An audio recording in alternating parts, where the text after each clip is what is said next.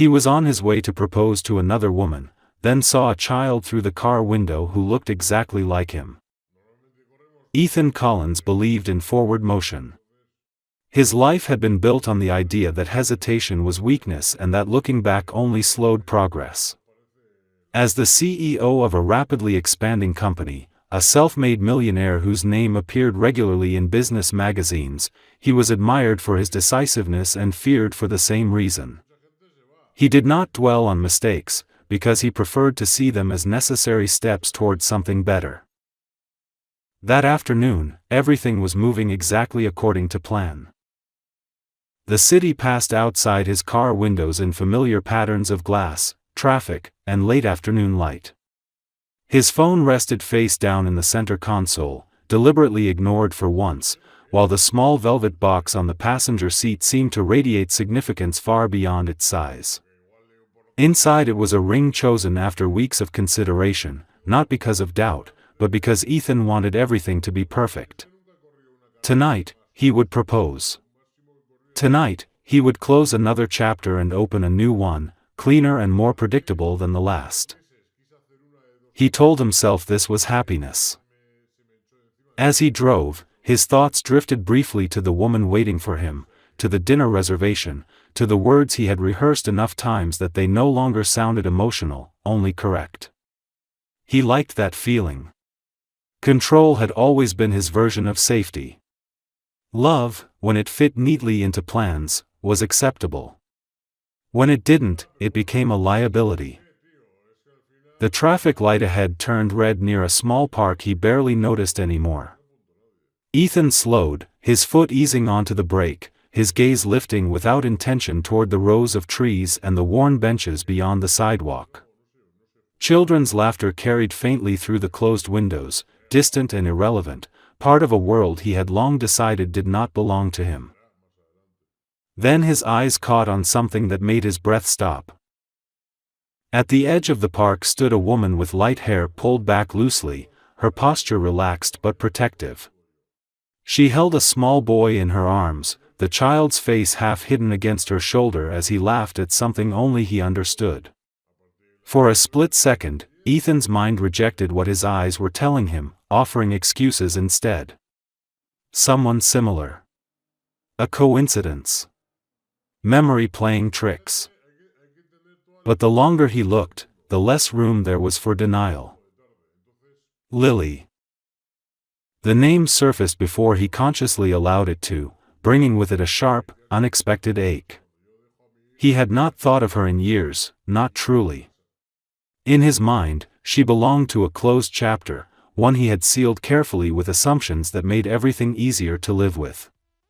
He had believed she left because she was unhappy, because she wanted something simpler, because she found someone else who could give her what he never intended to. He had never questioned that story. The child shifted in her arms, lifting his head just enough for Ethan to see his face clearly. Brown hair. Brown eyes. A familiar seriousness behind the laughter that struck him with a force he could not explain. The resemblance was subtle, but undeniable, threading through features Ethan had seen every morning in the mirror for decades. His heart began to pound, not from fear, but from a sudden, terrifying clarity. The light turned green. Cars behind him began to move, horns sounding impatiently, but Ethan remained frozen, his hands gripping the steering wheel as if it were the only solid thing left in the world. The future he had been so certain about moments earlier cracked silently, splitting under the weight of a single image he could not unsee. Without fully understanding why, he pulled the car to the side of the road and turned off the engine. The velvet box with the ring remained untouched on the seat, forgotten, suddenly meaningless. Ethan opened the door and stepped out into the noise of the city, his focus locked on the park ahead. Every step toward it felt unreal, as though he were walking into someone else's life, someone else's truth. He did not know what he would say or what he hoped to hear. He only knew one thing with absolute certainty. Whatever waited for him by that park was about to change everything he thought he knew about his past, and everything he believed he was building for his future. Ethan crossed the street with a strange sense of detachment, as if his body were moving faster than his mind could follow. The sounds of traffic, the distant voices, even the warmth of the air seemed muted, pushed to the edges of his awareness. His attention was fixed entirely on Lily and the child in her arms, on the way she shifted her weight slightly to keep the boy comfortable, on how natural and practiced the movement looked. Lily noticed him when he was still several steps away. At first, her expression was neutral, almost absent, until recognition settled in. Her eyes widened slightly, not in surprise, but in something closer to resignation. She did not smile, and she did not turn away. Instead, she straightened instinctively, one arm tightening around the child, the other resting protectively along his back. For a moment, neither of them spoke. The silence between them was heavy, filled with everything that had never been said and everything that suddenly demanded to be acknowledged. Ethan searched her face for anger, for accusation, for anything that might prepare him for what was coming. He found none of it. Lily looked calm, almost distant, as if she had already lived through this moment in her own mind long before it ever happened. "Ethan," she said quietly, breaking the silence. Hearing his name in her voice again unsettled him more than he expected. It sounded different now, stripped of warmth and expectation, grounded in reality rather than memory. He swallowed, unsure how to respond, his gaze drifting back to the child despite himself. The boy had turned to look at him openly now, his curiosity unfiltered. His brown eyes studied Ethan with the same seriousness Lily had once used when she listened more than she spoke. The resemblance tightened painfully in Ethan's chest, each detail confirming what his instincts were already screaming. "How old is he?" Ethan asked, his voice low and rough, as though the words had to fight their way out. Lily hesitated only a fraction of a second. 2, she answered. The number landed heavily between them, reshaping years into something painfully precise. Ethan did the math without effort, the timeline arranging itself with cruel efficiency. 2 years ago, Lily had already been gone. 2 years ago, he had been certain his life was moving forward exactly as planned. "He's beautiful," Ethan said, the words leaving him before he could stop them. Lily's expression softened briefly, though her guard did not lower. "His name is Noah." Noah continued to watch Ethan closely, unafraid but cautious, as though sensing the importance of the moment without understanding it. He reached up to touch Lily's hair, a small, absent gesture that spoke volumes about their bond. "Does he?" Ethan began, then stopped, uncertain how to finish the question without crossing a line he had no right to approach yet. Lily understood anyway. "He knows he has a father," she said calmly. "He just didn't know it was you." Ethan closed his eyes for a moment, the weight of that truth pressing down on him. He had always believed that absence was a kind of protection, that not being involved was better than being involved badly. Standing there now, he realized how fragile that belief had always been. "Why didn't you tell me?" he asked finally, his voice barely above a whisper. Lily looked away, her gaze drifting toward the park where children were playing, where life continued without regard for the quiet fracture happening beside the sidewalk. "Because when I tried to talk to you back then, you didn't listen," she said. "You had already decided what my silence meant." Ethan remembered that time differently. He remembered being busy, distracted, confident that whatever needed to be said would wait. He had assumed clarity would arrive on its own. It never had. "I didn't leave because I stopped loving you," Lily continued, her tone steady but firm. "I left because I realized I was alone in something that scared me, and I knew I couldn't carry it and fight you at the same time." The honesty in her voice left no room for defense. Ethan nodded slowly, absorbing every word, understanding now how much he had missed by never asking the right questions. A silence followed, not hostile, but fragile. I was on my way to propose, Ethan admitted quietly, gesturing vaguely toward the street where his car was parked. I didn't expect. Lily met his eyes again, something unreadable passing through her expression. I hope you find what you're looking for, she said. There was no bitterness in her voice, only distance. Noah shifted in her arms, growing restless, and Lily adjusted him automatically. The moment was ending, slipping away before Ethan felt ready to let it go. Can I see him again? He asked, the question leaving him with more vulnerability than he had allowed himself in years. Lily studied him carefully, not as the man she once loved, but as the man standing in front of her now. That depends on what you want, she said. And whether you're willing to stay, even when it's not convenient. Ethan nodded without hesitation. I am.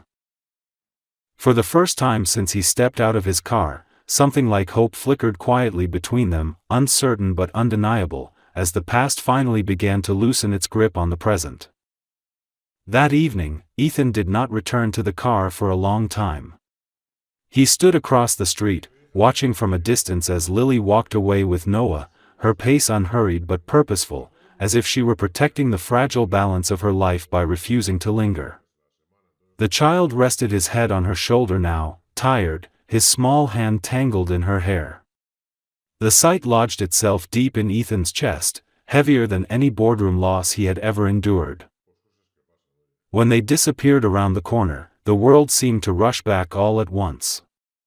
The noise of traffic, the impatience of passers-by, the vibration of his phone that he had ignored for hours. Ethan slid back into the driver's seat, staring at the velvet box still lying where it had been, untouched and suddenly absurd. He did not open it. He did not need to. The future it represented no longer belonged to him. He drove aimlessly for a while, letting the city blur past, his thoughts looping relentlessly. Every memory of Lily replayed itself with cruel clarity. Moments he had once dismissed as insignificant now felt weighted with meaning.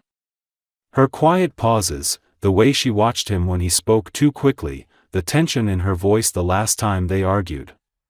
He had called it distance. He had called it incompatibility. He had never once considered fear. By the time he reached his apartment, the sun had already begun to set. The rooms felt sterile and oversized, filled with objects chosen for comfort but never warmth. Ethan dropped his keys on the counter and stood still, listening to the silence, which now felt louder than any noise. For the first time in years, he did not know what he was supposed to do next. Sleep did not come easily. When it finally did, it was shallow and restless, broken by images of a child's eyes staring at him with unspoken recognition. He woke before dawn with a sense of urgency he could not explain, as though time itself had begun to move differently, faster, demanding action. The next morning, Ethan made a decision that would have once felt unthinkable. He cancelled his meetings. All of them. His assistant protested briefly, accustomed to a man who never deviated from schedule, but Ethan cut the conversation short. For once, business could wait. Something far more fragile required his attention. He drove past the park again, not expecting to see Lily or Noah, but needing to understand the place where everything had shifted. He sat on the same bench where Lily had stood the day before, watching parents interact with their children, noticing details he had never bothered to see. The way small hands reached instinctively for safety. The way adults bent their entire lives around those moments without complaint. Ethan realized how little he had ever noticed before. Later that day, he called Lily. His hand hovered over the screen longer than he liked to admit before he pressed her name. When she answered, her voice was calm, cautious, not surprised. "I've been thinking," he said slowly, choosing each word with care. "About what you said. About staying, even when it's not convenient." There was a pause on the other end of the line. Thinking is a start, Lily replied. But Noah doesn't need promises. He needs consistency. I know, Ethan said. I'm not asking for anything right now. I just want to be present. On your terms.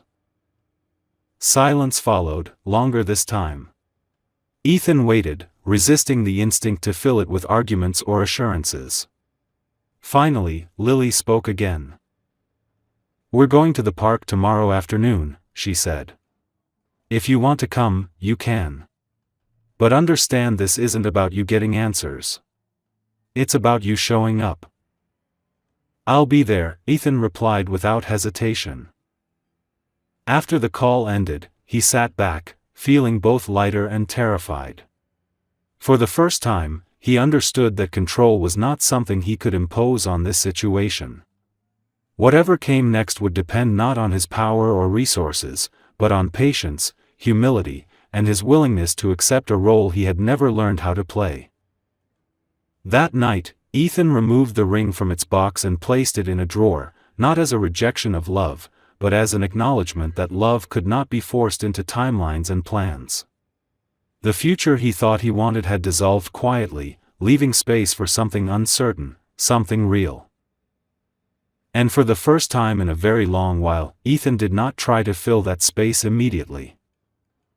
He let it exist. The next afternoon arrived with a nervous anticipation that Ethan could not shake. He reached the park early, parking several blocks away and walking the rest of the distance as if slowing his arrival might give him time to prepare for something he still did not fully understand. The park looked different now, stripped of its role as a passing backdrop and transformed into a place weighted with meaning. Every bench, every tree, every patch of worn grass felt like part of a scene he had stepped into too late. He chose a spot near the path and waited, his hands tucked into the pockets of his jacket, his posture deliberately relaxed even though his thoughts were anything but. Around him, families moved through the afternoon with casual intimacy. Parents called out warnings, children ran too far and were gently pulled back, laughter rose and fell like something natural and deserved. Ethan watched all of it with a quiet intensity, realizing how little of this world he had ever allowed himself to see. When Lily appeared, pushing Noah's stroller toward the playground, Ethan felt the same sharp jolt he had the day before, though this time it was accompanied by a steadier resolve. Lily noticed him almost immediately. She did not wave or smile, but she did not turn away either. That alone felt like permission. Noah was the first to react. He leaned forward in his stroller, pointing with unmistakable excitement. "That man," he said, his voice clear and curious. Lily paused, following his gaze, then met Ethan's eyes briefly. "Yes," she said softly. "That's him." She approached slowly, giving Noah time to process, giving Ethan space to stay where he was. When they stopped a few steps away, Lily released the stroller handle and folded her arms loosely, her posture guarded but not closed. "You came," she said. "I said I would," Ethan replied. Noah studied him openly now, his head tilted slightly, his expression thoughtful. Ethan resisted the urge to crouch or speak first, remembering Lily's words about showing up rather than performing. He waited. After a moment, Noah slid down from the stroller and took a tentative step toward him. Lily tensed instinctively but did not stop him. Ethan lowered himself slowly to one knee, bringing himself to Noah's level without invading his space. "Hi," Ethan said gently. "It's good to see you again." Noah considered him, then nodded with quiet seriousness. "You came back." "Yes," Ethan answered, feeling the weight of that observation settle heavily in his chest. "I did." That seemed to satisfy Noah, at least for the moment. He turned and ran toward the playground, his attention shifting quickly, as children's attention often does. Lily exhaled softly, a tension releasing from her shoulders that Ethan had not realized was there. They walked side by side toward a nearby bench, close enough to talk but far enough to keep the focus on Noah, who was already climbing with determined concentration. The silence between them was not awkward, but careful, filled with thoughts neither rushed to voice. "I want to be clear," Lily said eventually, her eyes fixed on her son. "This doesn't mean anything has changed yet." "I understand," Ethan replied. "I'm not here to push." Lily glanced at him briefly, searching his face for signs of impatience or defense. She found none, and that unsettled her more than she expected. For the next hour, Ethan stayed exactly where he was needed and nowhere else. He watched Noah play, responded when spoken to, and respected Lily's boundaries without comment. When Noah fell and scraped his knee, Ethan froze instinctively, then stopped himself, allowing Lily to comfort him first. Only when Noah reached out did Ethan step closer, offering a tissue and a quiet reassurance. As the sun dipped lower, casting long shadows across the park, something subtle shifted.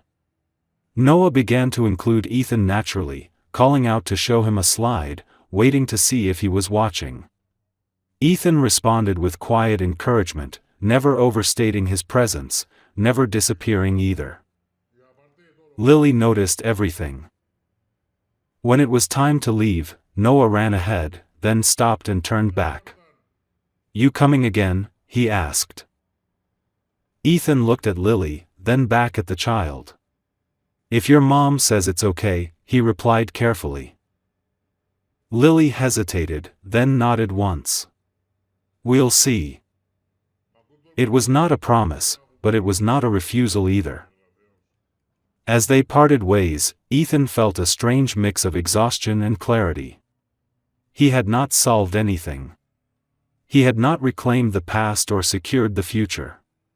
But he had shown up, exactly as he said he would, and for the first time, that felt like enough. Watching Lily and Noah walk away, Ethan understood something fundamental had changed. The measure of his life was no longer defined by what he could plan or control, but by whether he could remain present in moments that asked for patience rather than certainty. And as the park slowly emptied around him, he knew with quiet conviction that this was only the beginning. Over the next few weeks, Ethan's life began to rearrange itself around a rhythm he had never known before.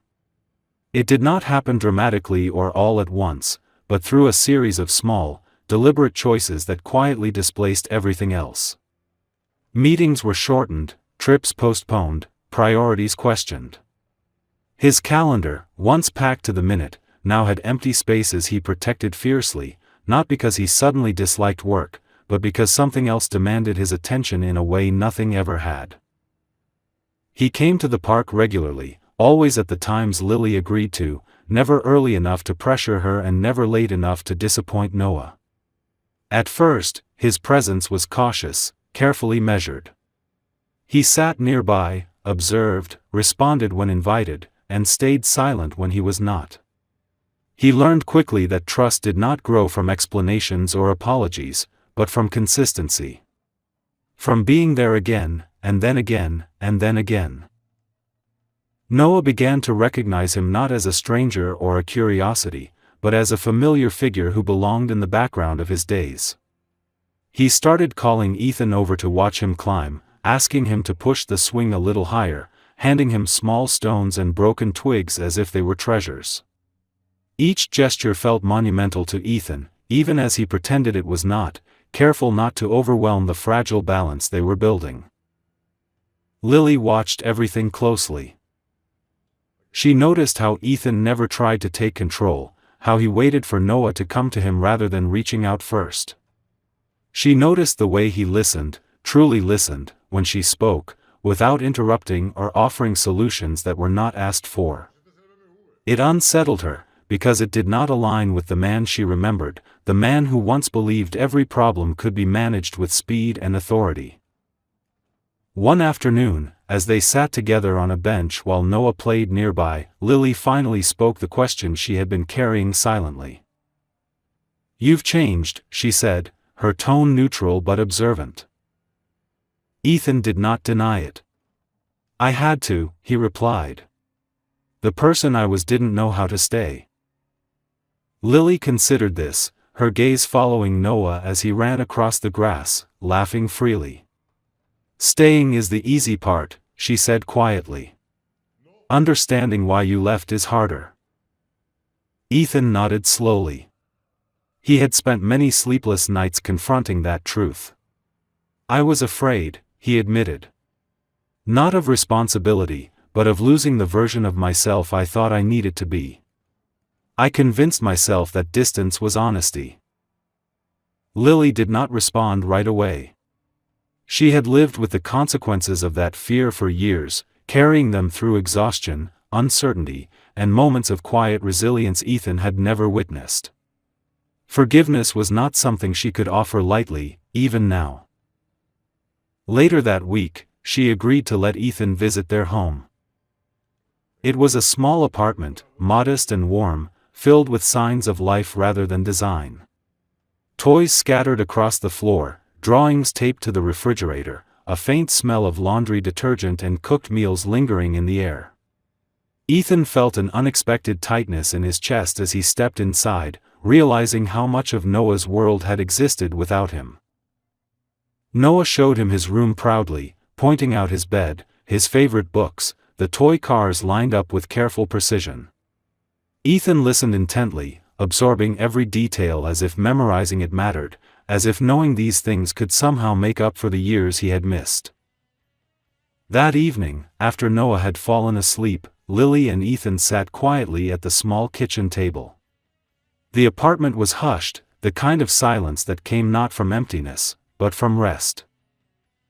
I'm not asking you to fix the past, Lily said finally.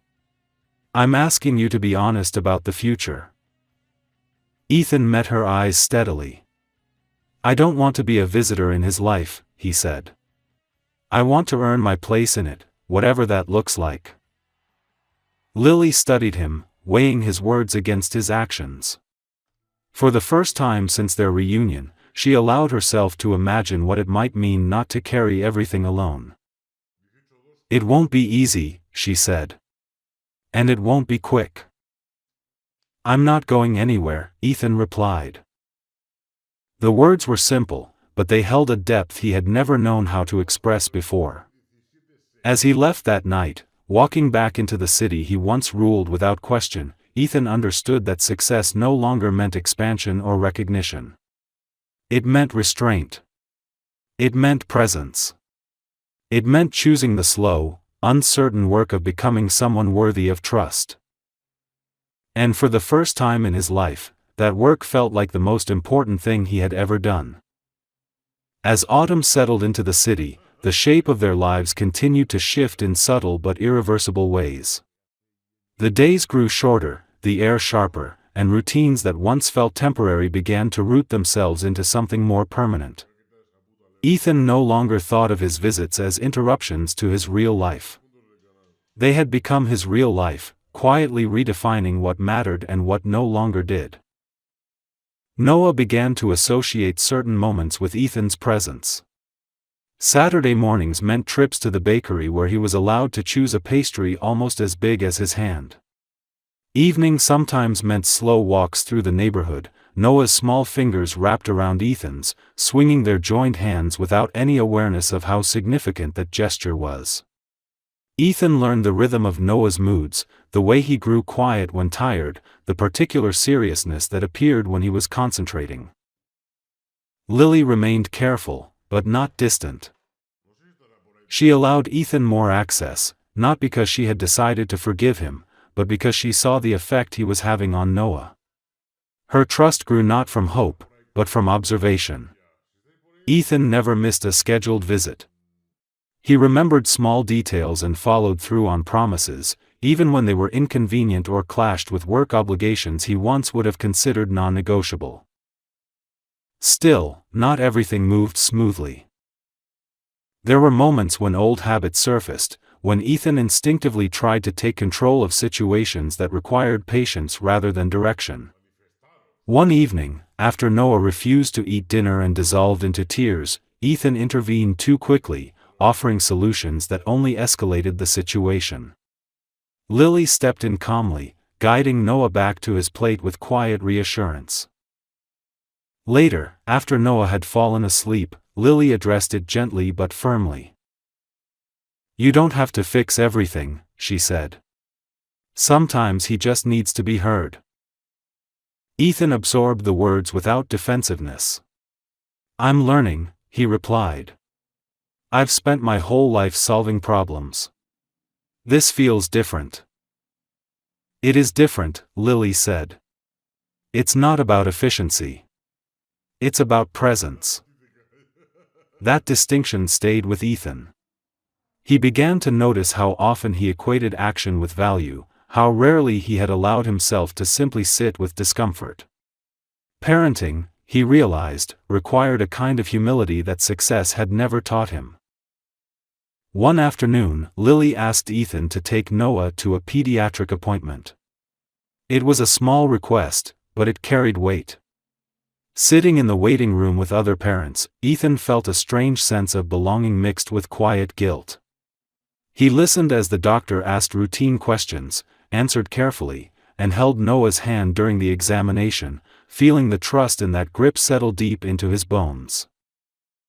Afterward, Noah asked for ice cream, and Ethan said yes without hesitation. They sat together on a bench outside the clinic, the sun low and golden, Noah concentrating intensely on keeping his ice cream from melting too fast. Ethan watched him with a tenderness he no longer tried to suppress. "I like when you come with me," Noah said suddenly. Ethan swallowed. "I like it too." At home that evening, Lily watched them from the kitchen doorway, something unguarded in her expression. For the first time, she saw not a man trying to make amends, but a father forming in real time, imperfect but sincere. That night, after Noah was asleep, Ethan and Lily talked longer than usual. They spoke about logistics, about schedules, about boundaries that needed to be clear. Then the conversation drifted into quieter territory. "I was angry for a long time," Lily admitted. "Not because you left, but because you never looked back." Ethan nodded. "I see that now. And I know saying sorry doesn't undo it." "No," she agreed. "But staying does something else."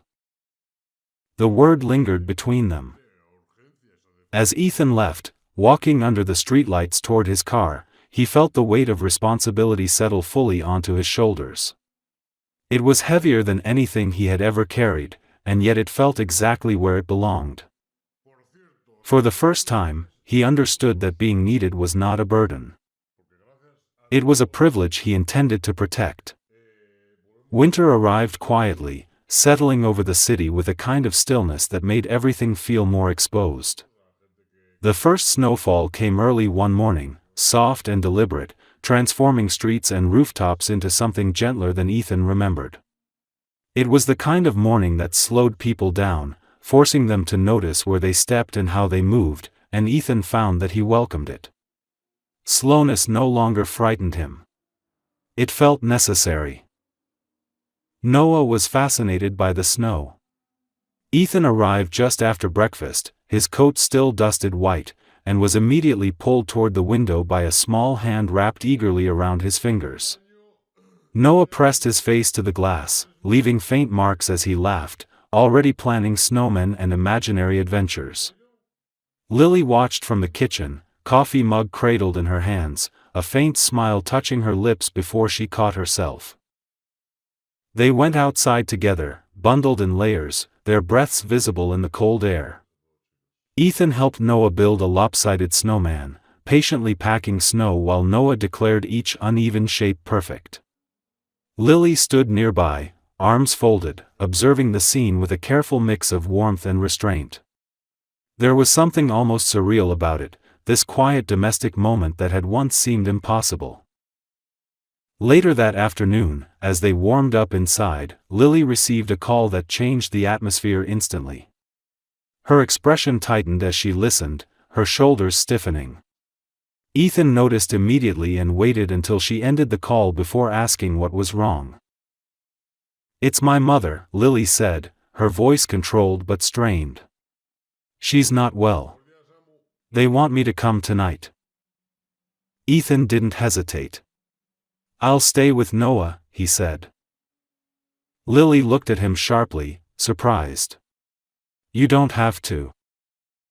"I want to," Ethan replied simply. She studied him for a long moment, weighing instinct against experience. Finally, she nodded. "All right." The hours that followed were some of the most challenging Ethan had ever faced. Not because Noah was difficult, but because responsibility without supervision felt terrifying in its own way. Dinner had to be prepared, bedtime routines followed, small fears soothed without Lily's familiar presence to anchor them. When Noah asked where his mother was, Ethan knelt beside him and answered honestly, keeping his voice steady. "She had to help someone she loves. She'll be back soon." Noah accepted this with solemn understanding and insisted Ethan read his favorite book twice before sleeping. When he finally drifted off, his hand clutching the edge of Ethan's sleeve, Ethan remained seated beside the bed long after he could have left, listening to the steady rhythm of his breathing. Sitting alone in the quiet apartment later that night, Ethan felt the full weight of what he had almost lost. Not just Lily, not just Noah, but the chance to become someone capable of holding this kind of trust. He realized then that love was not built in moments of joy alone, but in moments of absence, when staying was a choice rather than an expectation. Lily returned close to midnight, exhausted and emotionally drained. She froze when she saw Ethan asleep on the couch, a blanket pulled up around him, the apartment peaceful and intact. For a moment, she simply stood there, taking in the evidence of a promise kept without witness. When Ethan woke, embarrassed and apologetic, Lily stopped him with a raised hand. "Thank you," she said quietly. It was the first time she had spoken those words to him without reservation. Over the next weeks, the boundaries between them softened almost without notice. Conversations lingered longer. Silences grew comfortable rather than tense. They spoke more openly about fears, about mistakes, about the ways they had both learned to survive separately. Ethan did not ask for forgiveness. He no longer felt entitled to it. He focused instead on earning something else entirely. One evening, after Noah had fallen asleep, Lily sat beside Ethan on the couch, their shoulders almost touching. "I don't know what this is yet," she said carefully. "But I know it's not what it used to be." Ethan nodded. "I don't want it to be." That answer seemed to matter. As winter deepened, something fragile but resilient began to take shape between them. Not a return to the past, but the construction of something new, built slowly from patience, honesty, and the quiet understanding that love, once broken, does not simply return. It grows differently. And for the first time, both of them were willing to let it. Spring arrived almost unnoticed, as if the world itself had decided not to rush what was finally beginning to feel right. The snow melted slowly, revealing sidewalks and parks that looked different now, familiar yet altered by the passage of time. With the change of seasons came a sense of quiet renewal, not dramatic or loud, but steady and deeply felt. Ethan no longer counted his visits in days or weeks. He lived them. Mornings often began together now, with Noah insisting on helping make breakfast, carefully cracking eggs under watchful eyes and laughing when shells inevitably fell into the bowl. Ethan learned to slow his movements, to let mistakes happen without correction, to allow joy to exist without productivity attached to it. These moments, once unimaginable, had become the foundation of his days. Lily watched this transformation with a mix of wonder and caution. She had spent years building a life that did not rely on anyone else, learning to trust her own strength above all. Letting someone in now required a different kind of courage, one that did not come with guarantees. Still, she could not deny what she saw. Ethan was present in ways that mattered, showing up not just when it was easy, but when it required patience, humility, and sacrifice. The conversation that changed everything happened one quiet evening after Noah had fallen asleep. The apartment was filled with soft light and the low hum of the city outside. Lily sat at the table, turning a mug slowly between her hands, while Ethan stood nearby, uncertain but attentive. "I don't want to live in fear anymore," Lily said finally. "Not fear of being left, and not fear of hoping." Ethan met her gaze, his expression open, unguarded. "I can't undo the past," he said. "But I can choose every day not to repeat it." They talked long into the night, about boundaries and expectations, about mistakes that still hurt and dreams that felt almost dangerous to voice. There were no grand promises, no declarations meant to erase pain. There was only honesty, offered carefully and received with equal care. Weeks later, they took Noah to the park where everything had begun. He ran ahead of them, carefree, his laughter echoing through the trees as he chased pigeons without success. Lily and Ethan walked side by side, their hands brushing occasionally, neither pulling away.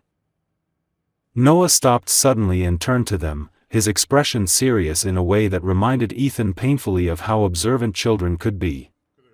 "You're both here," he said, as if stating something important. "Yes," Lily answered softly. "And you stay," Noah added, looking directly at Ethan. "I will," Ethan replied without hesitation. That was the moment Lily allowed herself to believe him fully.